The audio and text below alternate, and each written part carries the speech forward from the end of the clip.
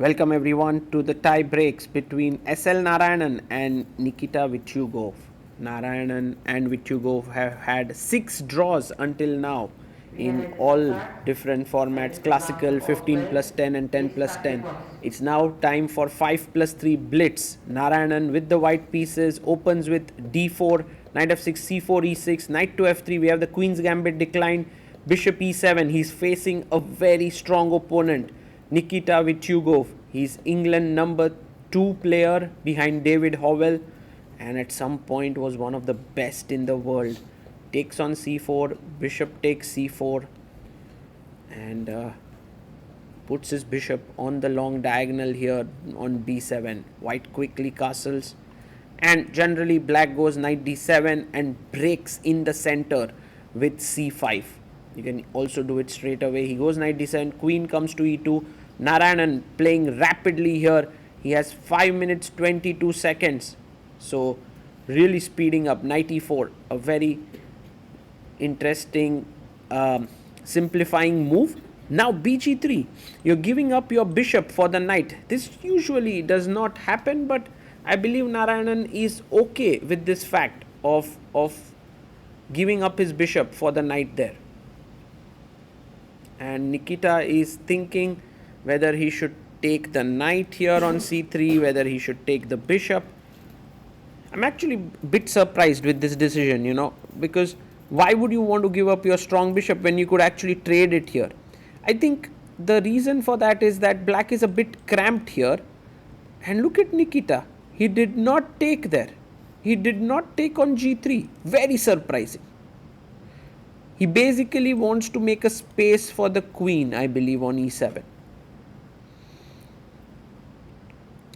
Okay, Narayanan now thinking. He's also a bit surprised and confused, because he was pretty sure perhaps that black would take on g3, but black did not. And now, should you take on d6? Should you take on e4? Should you just ignore it? That's what he does. He's like rook c1, you do what you want, Nikita here. And now there's some pressure on the pawn on c7. Takes on g3 with the bishop. Pawn takes, and now knight takes c3 makes a lot of sense. Maybe taking on c5 is also playing c5 is also possible. That's what he does. And rook f d1. Look at SL Narayanan's speed here. I think taking on c3 and then playing queen e7, that should equalize quite easily here. He plays directly queen e7, which is also fine. And I believe this is another game that could end in a draw. Now, the reason why a lot of games between Vitiugov and SL Narayanan have ended in draws is because of their playing styles. Both super solid, both try to play, accurate, correct chess. Bishop to b5 played.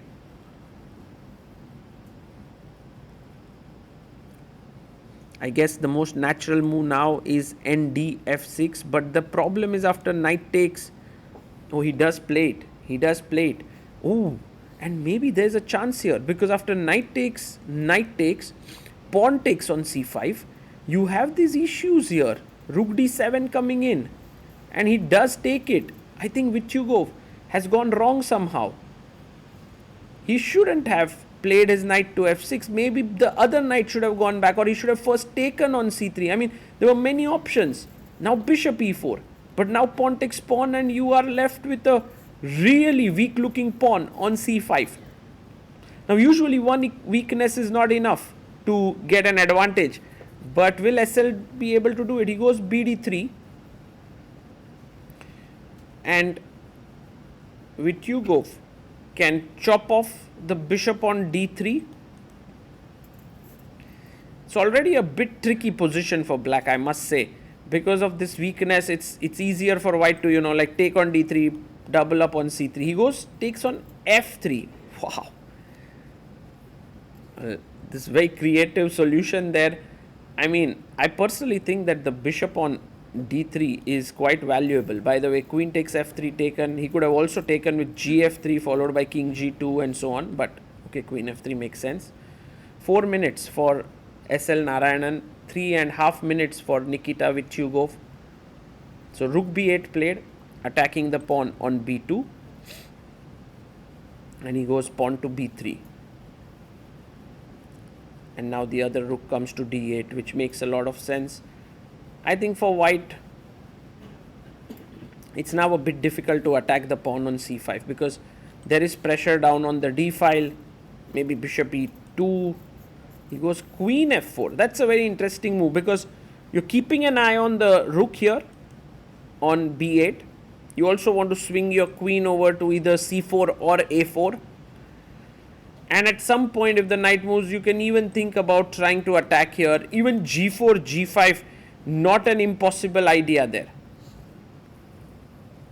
Let's see what Vitiugov does next in this position.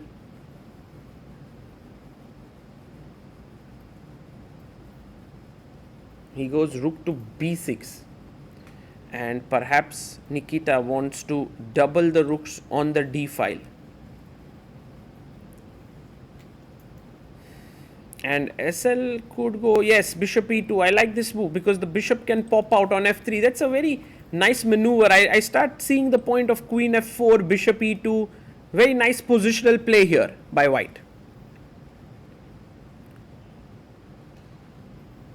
I mean, could black actually go queen, rook b4, takes? He took with the rook. And it's that slight nagging pressure which is a little bit difficult to deal with. He goes rook b4, and I believe SL goes queen e5. Yeah, the queen comes to a good square here, eyes the c5 pawn. You can attack the queen again, but then I can give a check, and that's, trouble time. So, can't do that. And while Vitiugov's time starts running low, he's down to almost 2 minutes on the clock. Narayanan has 3 minutes 40 seconds. He's kept a lead on the clock, kept a very nice position to play with the white pieces. And now he goes a5. Interesting move with a5. I mean, rook c1. How are you planning to protect this pawn on c5? Pretty unclear there. I think the best way was rook b7, and after rook c1 to go knight d7 to just take away all these squares from the queen. So a5, rook c1 found by SL. SL Narayanan now attacking the pawn on c5. I guess knight d5 is the logical way to try and keep the pawn at least for a move more.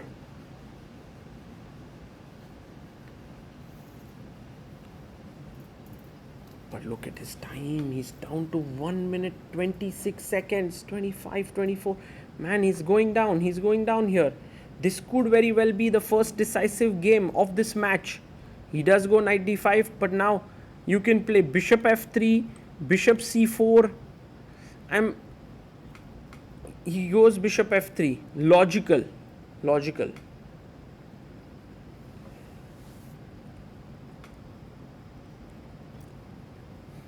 Currently threatening to win a piece with bishop takes d5 as the pawn is pinned here. Maybe queen d7, is it an option? He goes f6. Queen to h5, so quickly played by Narayanan there. Threatening bishop d5, pawn takes, queen takes, check, and take on c5. That's the threat. Well, I guess he must play queen f7 to trade queens, but then in that queen trade you do lose this pawn. He does play queen f7, takes, king takes. Now it's time to chop the pawn on c5. It's a nice healthy pawn to take. Narayanan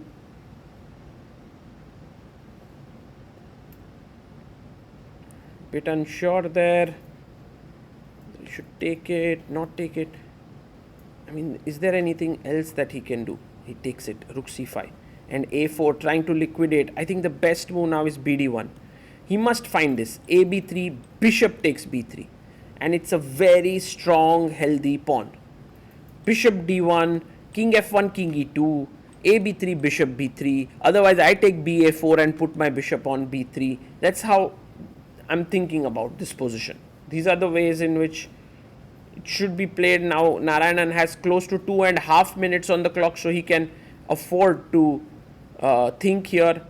Definitely not go for this rook endgame with ed, rook d5, ab, rook b3. This would be a draw, 4 versus 3. That would not be good. Instead, he takes on d5, ed. Not the best decision, in my opinion, to give up that bishop. And Nikita in with a chance now to hold this once again. 7th straight draw in a row in this match. Perhaps incoming, perhaps. Not yet sure. Rook c3 played. Brings his rook back with 1 minute 58 seconds. 50 seconds for Nikita Vitiugov on the clock. He goes a takes b3 and rook takes b3 taken here. Now the rook takes b3, attacks the rook. You can't trade rooks, but rook a4 makes a lot of sense. You have to play a3. And maybe you can just liquidate with d4, another pawn. But maybe you can start, yes, g5, exactly. Start pushing your king side pawn. g5, h5, king f1. He does go h5, king e2 played. And at this point, the position is really equal because black is a pawn down, but it is compensated by the fact that his rook is very active. White's dream is to bring the king here, play rook b4, get the rook out and start pushing the a pawn. That would be a dream scenario if SL Narayanan can achieve that. He goes f3. And now maybe g4. He goes king e5.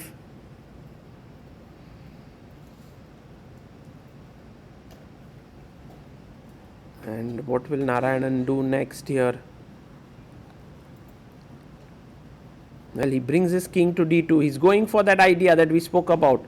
Another thing in Narayanan's favor is Vitiugov's time. h4, g4. The g2 pawn is incredibly important. If somehow the rook reaches there, he goes f5. Takes, king takes.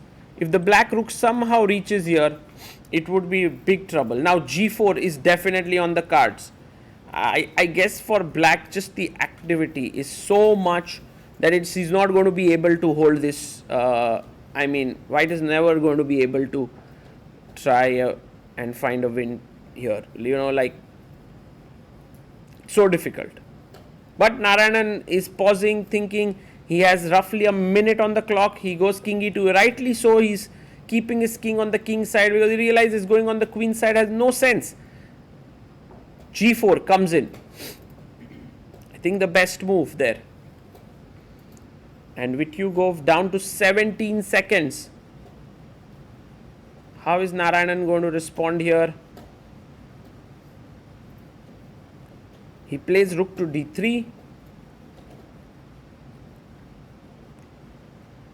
And rook a5. That's a big mistake. Rook takes d5 is game over.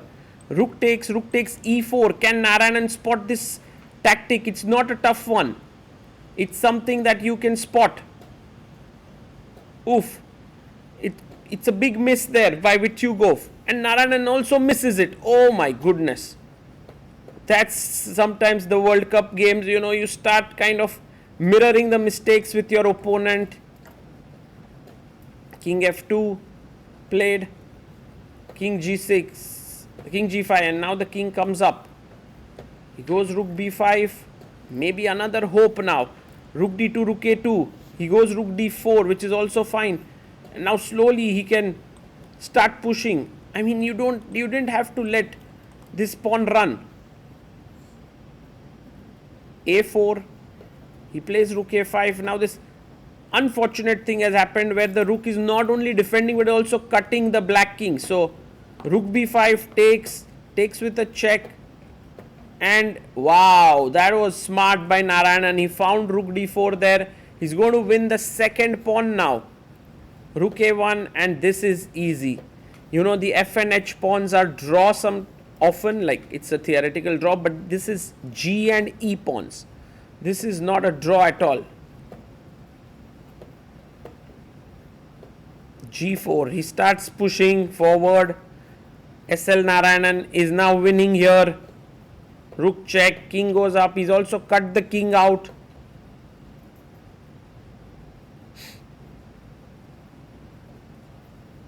Rook F5 check. King G6. E4. He puts his rook on E1. King F4. And it's super easy now to win this position. I guess E5 played. Check. King goes here. Some care. Rook G1. Maybe Rook F4. Maybe Rook F6 check. A bit worried. Rook F6, King G5. And then maybe Rook F8. So that you can't take here. You can take, but King D5 should win. He goes Rook F6, King G5. No, he goes Rook F4, King G5 here. This is the position.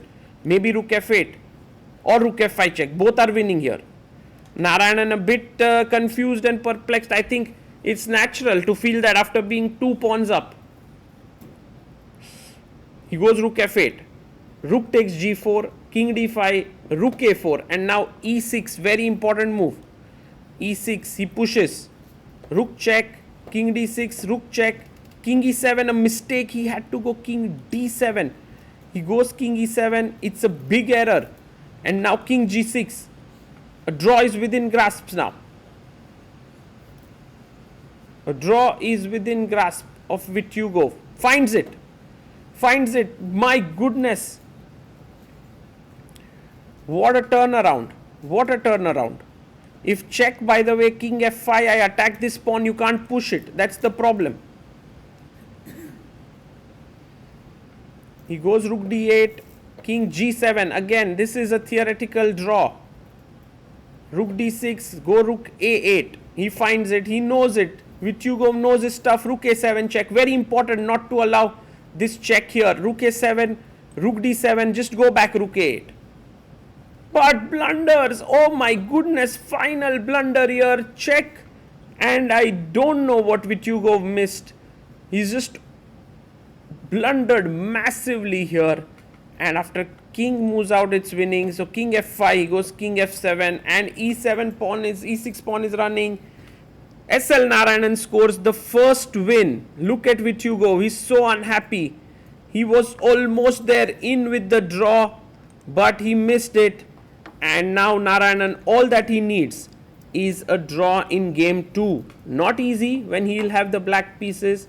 It was a very, very tense and intense battle there between the two. But now Vitiugov needs to come back and score a win here on demand in the 5+3 segment.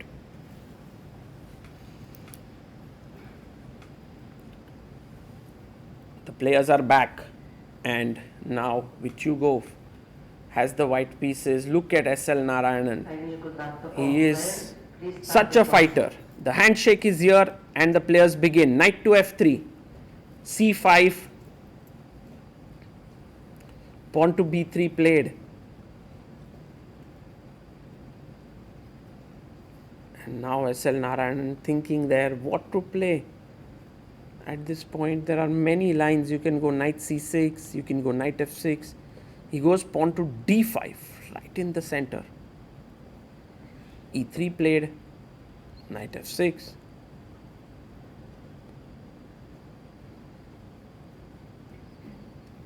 And now bishop B2, pawn to G6 to get the bishop out on G7.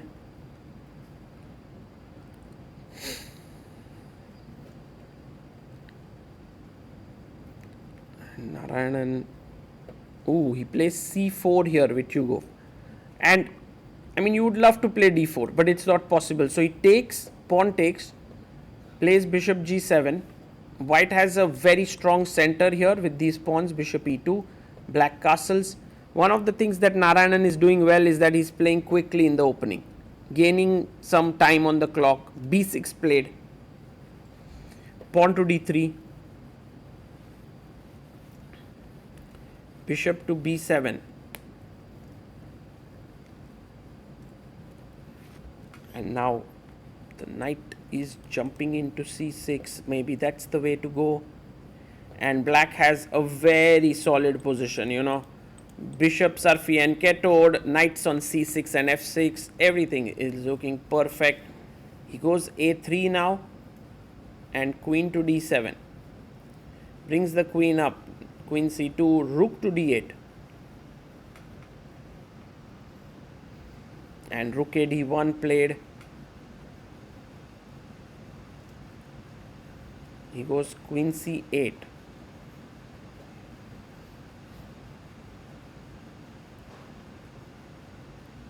And maybe Narayanan wants to get the queen to a8 on the long diagonal to put pressure. h3 played. Rook e8. And now knight to d2.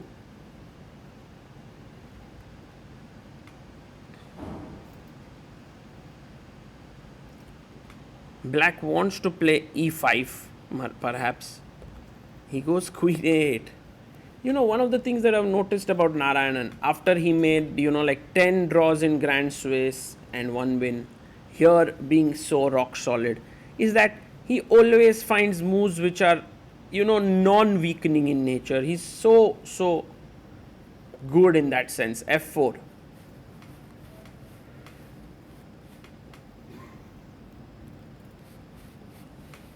Vitiugov realizes that he needs to win this game and is taking the fight to his opponent. One move that seems absolutely right here is e5. Will Narayanan play it?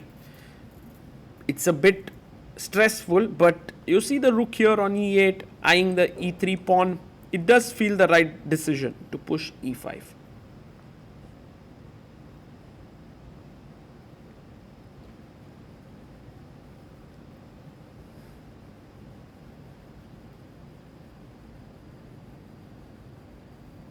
And now, what to do here is the question. Yes, e5. Narayanan plays it. After a good thought, Vitiugov pushes f5. Not the best decision. Knight e7. Quickly played. Maybe better was bishop h6. But knight e7 brought here. He takes fg, hg, and now e4 is a very interesting move, because you want to put your knight perhaps say f3 or b3 to control d4, and then you put the other knight on d5. He goes e4. Nice move. Nikita Vitiugov showing his class, also blocking this entire diagonal here. Knight comes to c6. And now maybe just knight f3. I mean, you could also jump in with knight d5.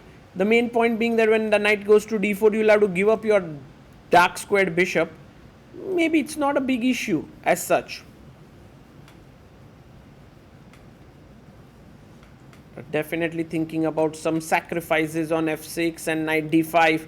Does that work? Not really right now.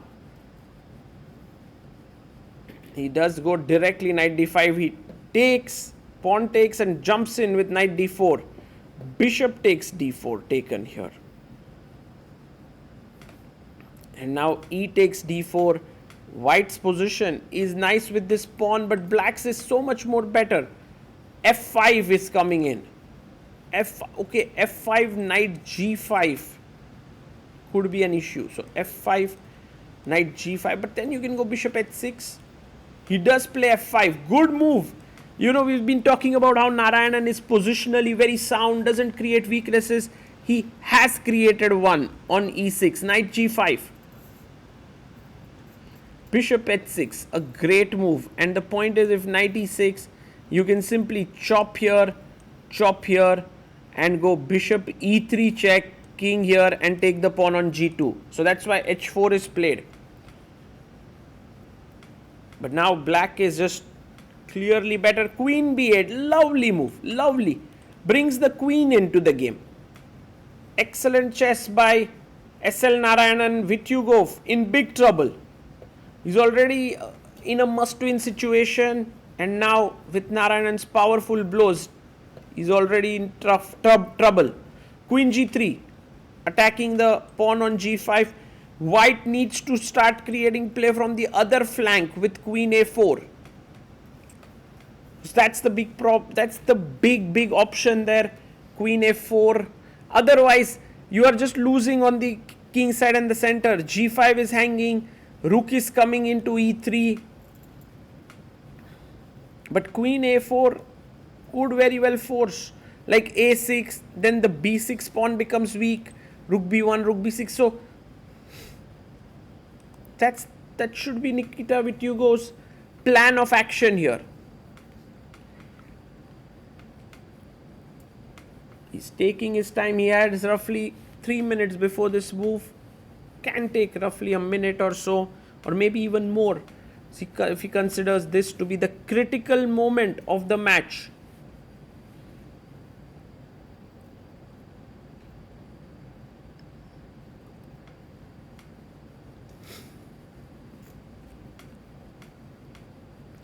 And look at this. Vitiugov, this is the tension of World Cup. You know that there is no advantage. But what to do? Draw is not enough. He goes queen f2. I mean, taking the queen is not particularly the best. Yes, take the pawn, queen g5. And he plays pawn to g3. But now on the dark squares, it's all getting done and dusted. Rook e3, rook e8. Just entering into the white camp. Yes, he gets in. Narayanan, king g2. Maybe already f4. Very cool move. So then g3 is under pressure. He goes bishop c8. Also a nice move. Rook h1 played. f4 played there. And rook h4. Narayanan takes on g3. And I mean, yeah, this is a bit sad here, because the bishop is coming in on f5. The d3 pawn is a bit weak. King can come up to g7. And after so many good solid games, Nikita Vitiugov is going wrong. Takes, king takes.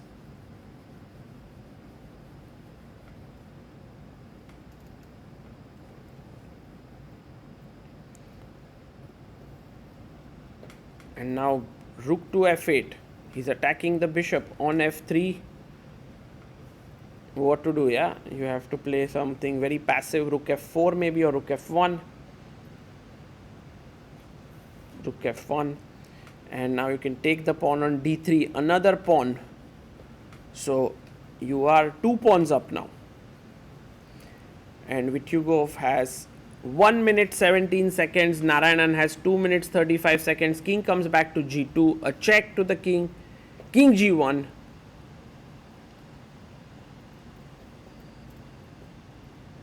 And SL Narayanan just taking his time now. He's like super close. He's at the finishing line to reach round number 3. And waiting for him on the other side is Yu Yangi. Bishop f5 played. Good move.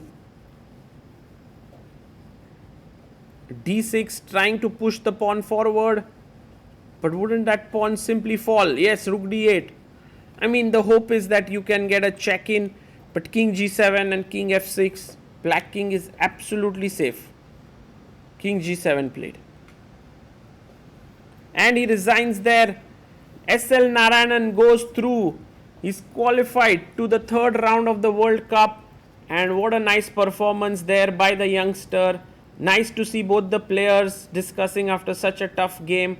And Vitiugov, well, he's saying that, I missed this point. But yeah, SL Narayanan, can he continue going? Can this be his big comeback to the big league? He was always dreaming of 2700. But perhaps this tournament will be his chance. We caught up with him after the game. And we bring to you his interview and his thoughts about this very important victory over English number 2 GM.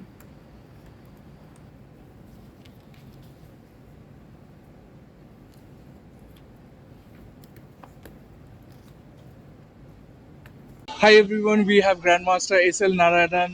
SL just eliminated Grandmaster Nikita Vitiugov of England. Congratulations, SL. Well, that was an exhilarating tiebreaks. If you could tell us about the match. I mean, before the match itself, I knew, like, I mean, if it goes to the tie break, it would be close match. Yeah, like even classical first game, I didn't push too hard, and because I thought, I mean, both of us are very strong players. I mean, rarely makes mistakes. So, and second round, I was a bit ambitious actually. Like I played the Sicilian just because I needed some, like I didn't want to play positions where I defend and then try passively to make a draw, yeah, with black. So I thought let's keep it three result position, and yeah, it was. I mean, still we both played a bit solidly, and it was logical outcome was a draw. And in the tie breaks, I mean, yeah, opening I had some issues. I would say with white I wasn't able to press at all. Like yeah, he was playing principal lines. I didn't know like there was no time to check the games also, yeah. So I was mentally trying to like change some lines here and there, but yeah, everywhere he was well prepared. So I was also in my case with black. I think the round before the blitz section I was a bit worse. Like when I was black, yeah, when he played the salapin, he was pressing, but as I said, I mean, my strategy was to get positions where I can also try. Yeah, so I just pushed g5, g4, try to create some fake attack, and he trade pieces, and it was also a draw. I mean, then like this game, I was completely like outplaying in my opinion. They're also opening. I tried to make some moves fast. Yeah, like I played lots of games in this position, so I make some moves, and then like he made a small inaccuracy where after knight e4, like when I took knight into e4, he cannot take knight into e4 because of d into c5 and b4 with rook d7 coming. So there his pawn structure was broken, and then like then also I mean I end game should be a draw, I think, because his rook is so active. What he did was excellent till some point, but with time less he started making some small inaccuracy, and I won two pawn e and g. And yeah, this endgame I knew is winning, but I mean, while you play it, you're not sure. Yeah, you see some ghost, and that was the case. I blundered into this non-rook ending, like which is a draw, where he had to give the rook a7 check, which I studied. And okay, he also got confused. Yeah, basically, because afterwards I was talking with Prag and Kartigan, where they said it was Kartigan said like E and G pawn it's not easy for some reason. But maybe yeah. I mean, I didn't know much. I was just making moves, and I won that. After that, I knew like next game to even if he's white, it's not easy for him to push, yeah, because I'm also a solid player. Yeah, so and I was okay. I won convincingly because yeah, position he cannot play that position. Yeah. So after winning the first 5+3 Blitz game and taking the lead, what was going through your mind? No, I mean when some of my friends like told it might even go to Armageddon. Like before the match itself, they predicted. They asked me if there is some way to bet for this game. Yeah, because both of us are very solid, and he's also a nice guy, I think, because we didn't at least for me I didn't care much about the result because yeah, classical we played good strong chess. I mean, both of us didn't have many problems, and I knew like it will be 50-50, yeah? Exactly 50-50. So I mean, yeah, I'm just I would say a bit lucky. That's it. The second 5+3 Blitz game, at some point, it seemed a bit difficult, but you managed to get some counterplay with Queen G3 and so on. So, can you tell us about that game? After Queen G3, it seems difficult for him. Yeah, like his structure is broken, King is weak. I mean, again, similar situation. The problem was, I think, yeah. I mean, if I was also in this situation where I had to win, I think it's going to be extremely difficult, like close to impossible, because our style, both of us style is very similar. Like we don't overpress, but like I mean, yeah, there is a limit to our risk taking. Yeah, so I mean, yeah, it was. I'm happy, but I mean, sad for him as well because he's also such a strong player. But yeah, World Cup is like this. Yeah, anything can happen on that particular day. Well, today was a mixed day for Indians. You, Pranesh, and some more people have gone through, but Ronak, Nihal got eliminated. Even Prag was on the verge of getting eliminated at least twice. So, how do you say your overall day was? I mean, obviously you are through, but what is it from your perspective? I mean, yeah, Nihal getting eliminated was a bit shocking, and Prag losing the first that game was also, yeah,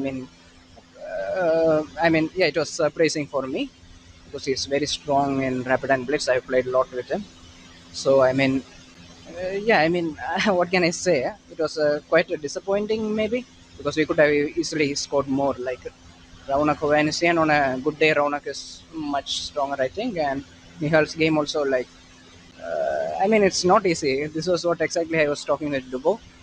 Like he said, the level difference is not so high these days. Like even 2400s, 2500, they can give their best, and it's not easy to win them. So the longer you play, the better. That's the thing. Also, speaking about my match today, obviously his class. My one of my strategy was just to play as long as possible. Yeah, because he is also much older than me, so I thought it could tire him a bit. That was one of the things. Yeah. In the third round, you're going to face the winner of Yang Yu and Felix Blueberger. They are still playing tiebreaks as of this moment. So, have you faced either of them before in any tournament or in any format? Yeah, so Felix I played in Bundesliga, which was a solid draw, and Yu Yangi I have a bad score actually. Like he is a very strong player. I think close to world champion strength he has, in my opinion. So it's a pleasure for me to play against such strong opposition if it happens. Or both of them are very strong. Like you cannot get this far in World Cup just by being lucky. You also need to be strong. So yeah, I'll take each game seriously and then see how it goes. We saw that your dad is here and you had a high five moment with him after winning the match. So, is there anything he told you before or after the match when you won? Mainly, I told him like whoever is going to be like whoever is the first to lose a game would lose the match. I told him. He didn't really believe it, but as is the case, yeah, like that was why I didn't want to over push to the extent of losing, but risk free position I was also trying. But okay, next round opponents I had to bring out different strategy. Yeah. Well, Isel, you had a long day and the third round starts tomorrow. Thank you very much for your valuable time. I wish you all the best for third round match as well as rest of the tournament. Thank you.